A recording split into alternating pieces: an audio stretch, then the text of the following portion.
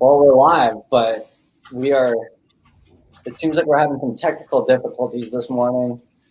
Bob can't hear me. I'm not sure if our viewers can hear me. I'm kind of waiting for someone to let me know. All right, that one works. And my other.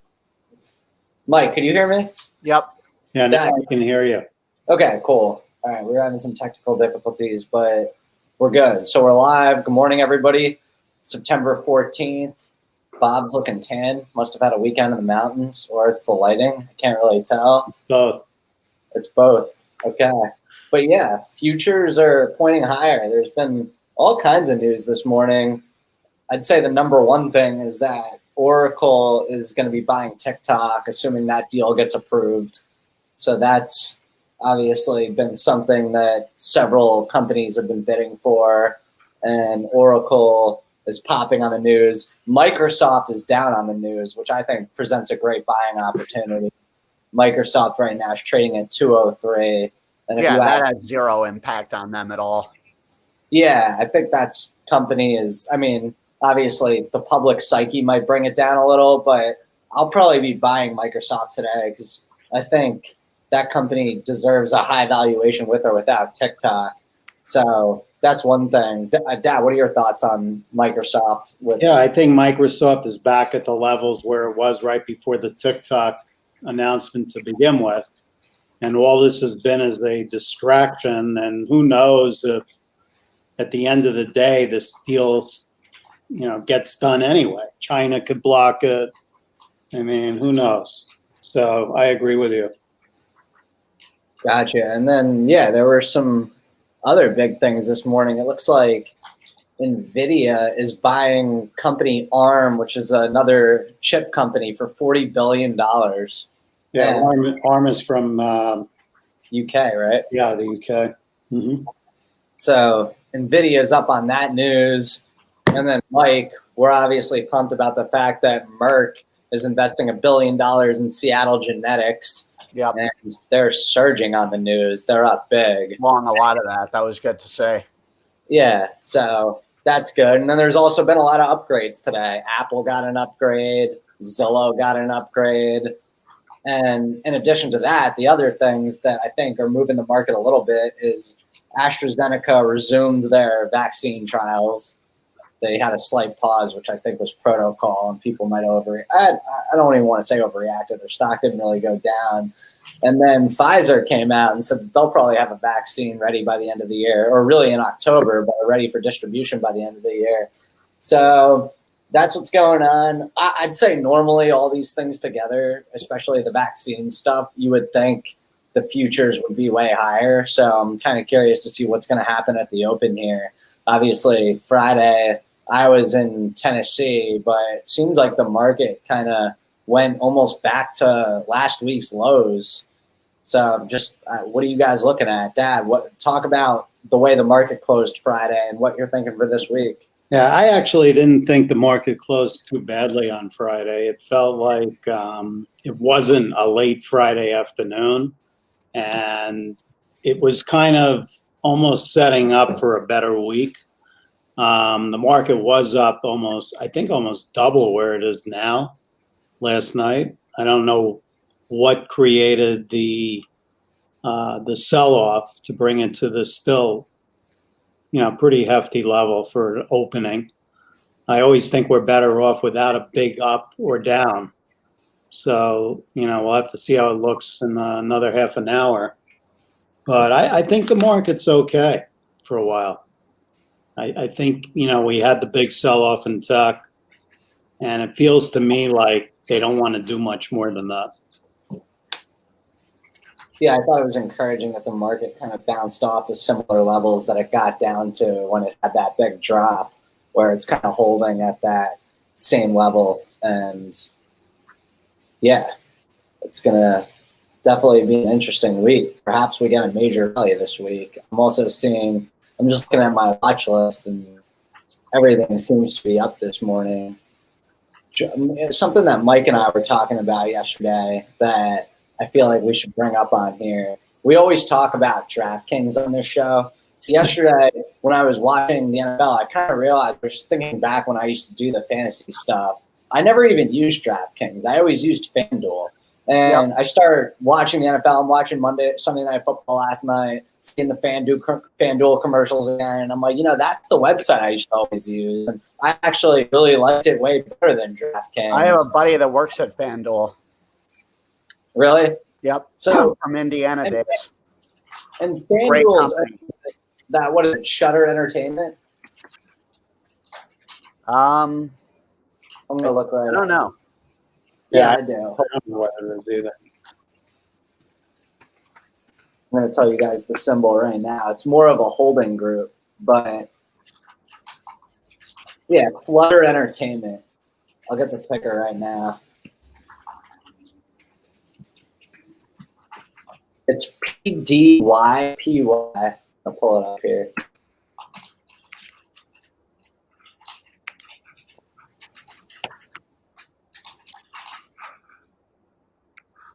The stock's kind of interesting. I mean, I haven't even really looked at the chart. I'm going to look at it for the first time with you guys, but I almost think they might be the ones that are really winning this war, and they don't get any of the attention. I don't know if it's because it's not as popular a play because they're part of a bigger group, but I mean, give me the symbol again. PDYPY. I don't think they're winning the war. I just think it's someone that's not talked about as much as DraftKings just because of the ticker itself when you think about it.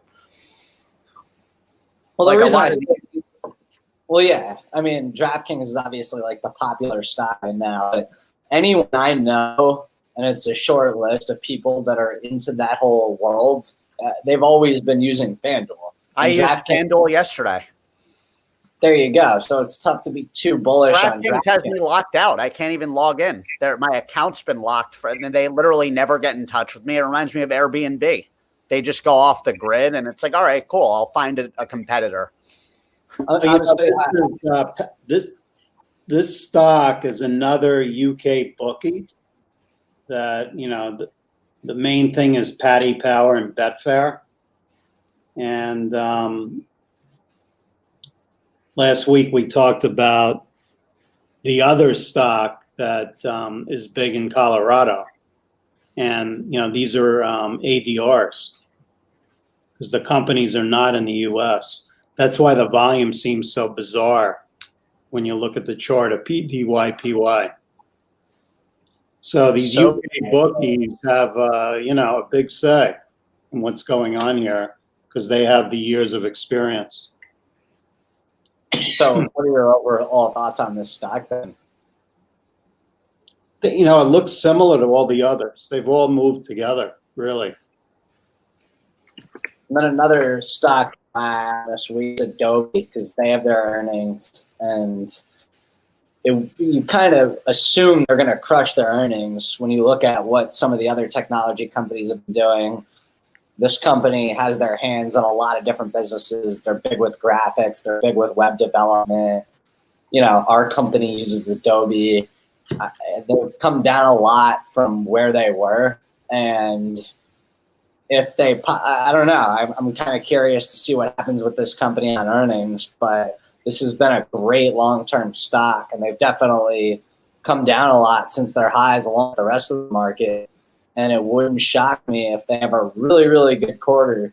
What are your guys' thoughts?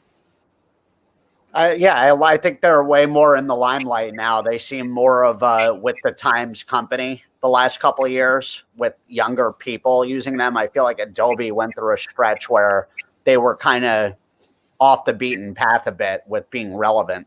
They were, and then they weren't, and now they are again. I think it's a great, I mean, I don't own it personally, but I definitely consider it.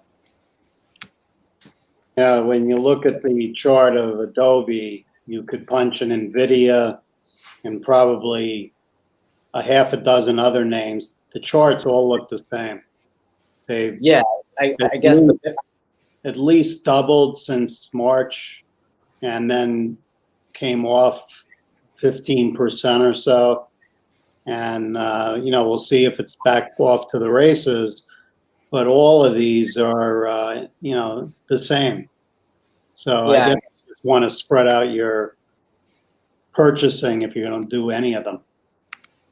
Yeah, I guess you make a good point. If Adobe is going to go to, let's say, 550, you're going to see a lot of other tech stocks most likely rally too. It's not just going to be Adobe, even though my whole thing is if this happens to be a week where the market just is in extreme bullish mode, Adobe reports their earnings this week, and they might just get that extra oomph because of that. I want to talk about Peloton for a minute because I didn't even realize Friday they did end up selling off. We talked about this, and I was short the stock, not on Friday. I closed it before their earnings, but I felt like, oh man, clearly I was wrong. But no, their stock did the same exact thing Friday that it did Thursday. Probably sucked a bunch of people in at the top. I mean, it's crazy what happened. It basically surged in the morning and then sold off to basically had like a 15% swing in the day, both on Thursday and Friday. I thought that was super interesting the way that played out. And I don't really know what the sell-off was, but I think there's a lot of people that just think it's completely overdone at this point. Yeah, and I think you caught a lot of traders in that went with the flow of the great numbers, and they got caught. And that's been happening in a lot of names where you'll see a surge in volume, a new high made, and then it reverses and trades lower. And it takes a lot to get rid of that volume. And what that basically means is these people are stuck at levels between the high and, let's say, 90. And they're just looking for places to get out because they're wrong. And you need volume to do that. And I don't know if the stock's going to be able to, at least in the near future, get the volume to get these people out, unless there's new buyers that show up.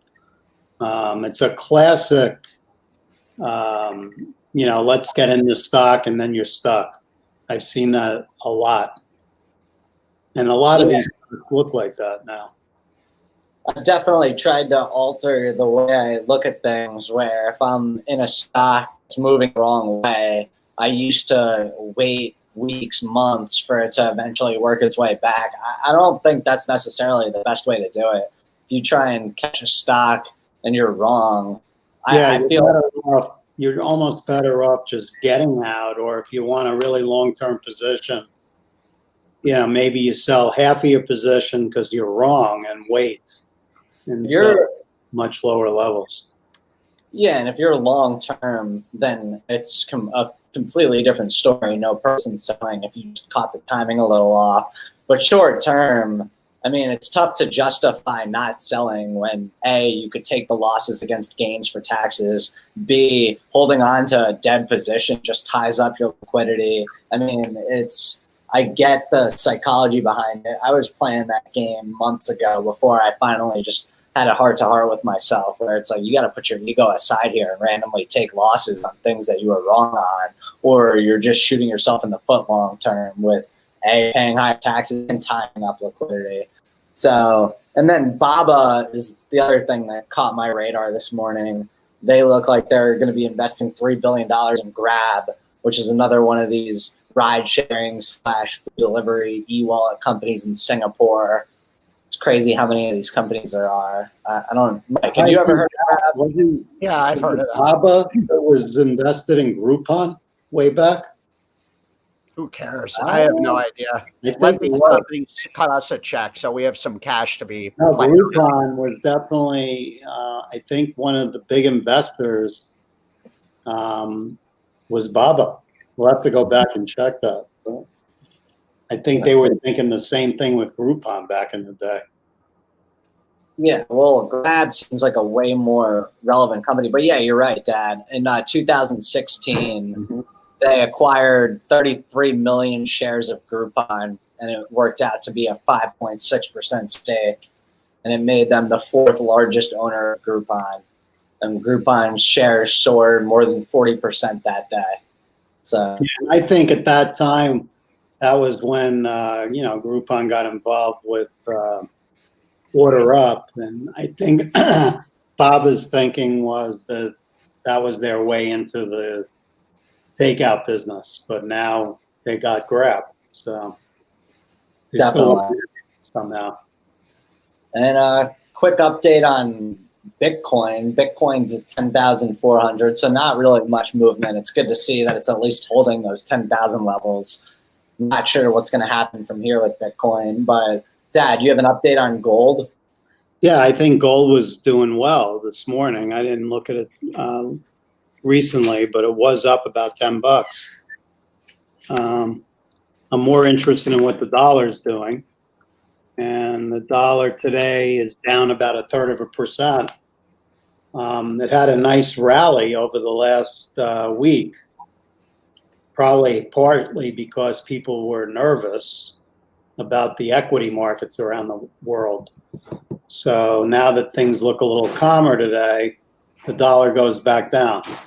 So that seems to be the mode, and we'll see if that continues.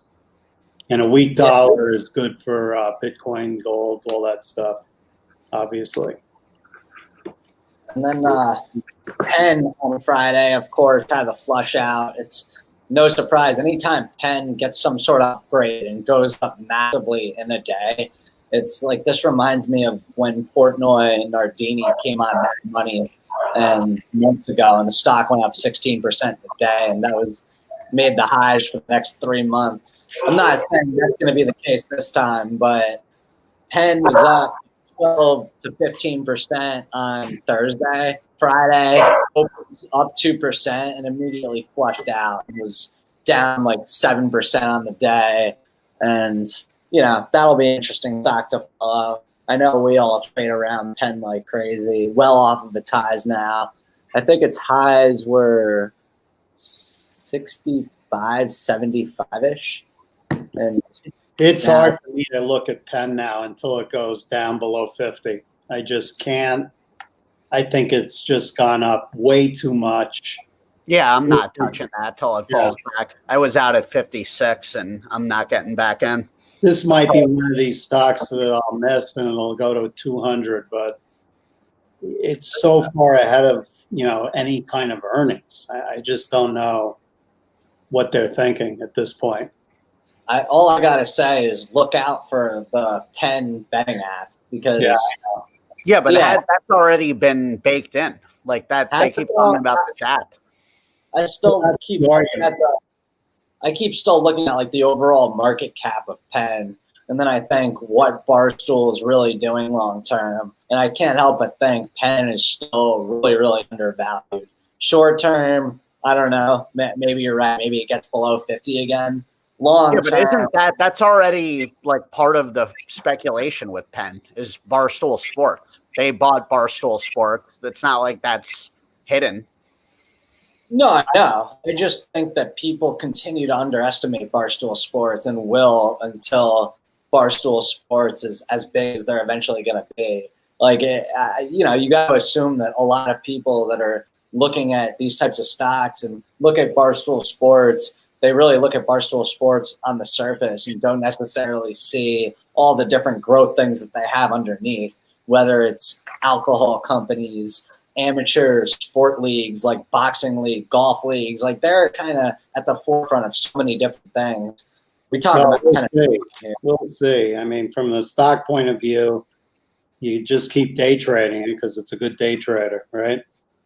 Yeah, and then another stock that I know I've talked about a bunch on here that had awful earnings but seems to be holding up okay is Dave & Buster's. I don't own any of this stock. It's a stock I like to trade, but they had a major revenue miss, which is no shocker. And the more I think about Dave & Buster's, the more it's a tough season now for them because we're heading into the months where the weather is going to start to get colder.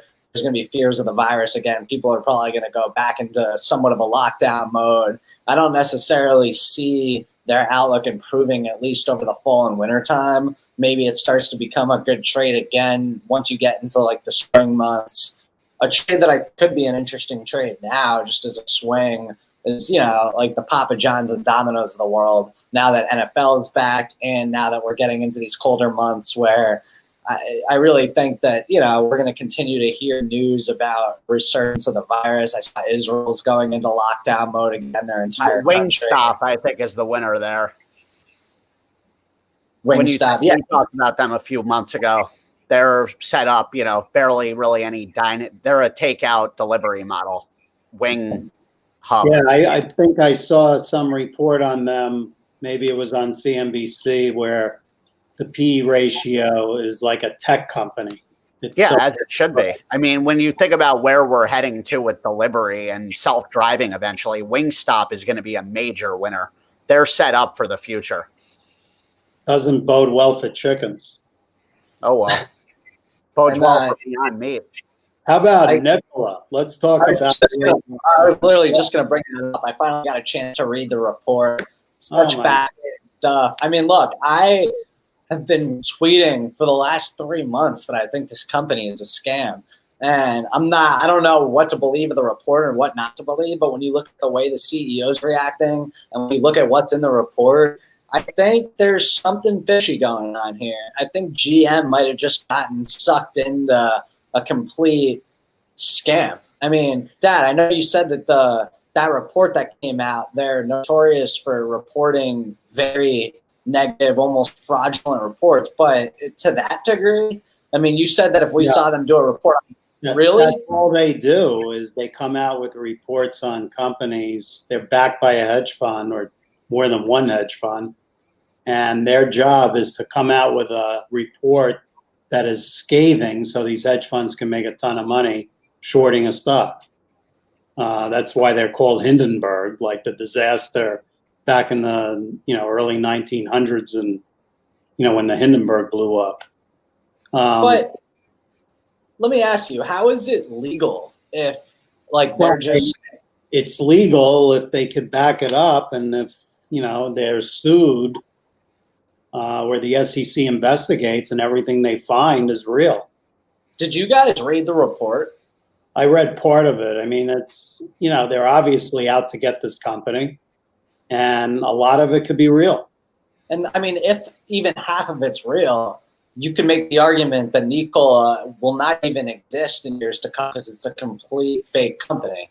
That's like what the report points to. They talk about several claims that they made on their website that they've silently removed because they're not actually true. That was the thing that really got to me, not the car going down the hill, because I get that. They come out with a commercial before it's ready, but them coming out with these claims that they then take off their website of different, engines that they're doing, different designs that they're doing, and then him putting his brother, who used to be a concrete filler, in the role of their entire division of energy. I don't know, but it's. Well, yeah, there's lots of history of these CEOs and similar that are so excited by the product that they're way out in front of what the company can actually do, and sometimes the company can never even do what's claimed. But GM, you would think, has done their due diligence and know what they're doing, but boy, if they're wrong on this, that's a lot of egg on their face. There are other companies like Theranos, which claim to have this great blood test, and they wrote books about it, and the woman who runs that company is on trial for life now. Elizabeth Holmes. This reminds me of that to a T. It's the same thing. Yeah, this is similar. And she convinced companies like Safeway and I think Walgreens to go with her, and they invested a lot of money, and they didn't even know what the product could do. They never really understood it. That's why it wouldn't shock me if GM did fall for it. The one thing is the CEO, Nikola, was literally crying like a sissy at this report. His rebuttal wasn't I'll let everything speak for itself. He started just folding like a tent, having a riot. And let me ask you, I mean, if this stuff wasn't true, wouldn't there be enough people seeing through that where this stock wouldn't be down $20 in 3 days? I mean, this thing has literally come off 50% almost from its highs. Well, I think we got to remember that this was a huge speculative play to begin with. So most of the people in this thing are not long-term investors. They were just kind of going along for the ride, and now the ride is down.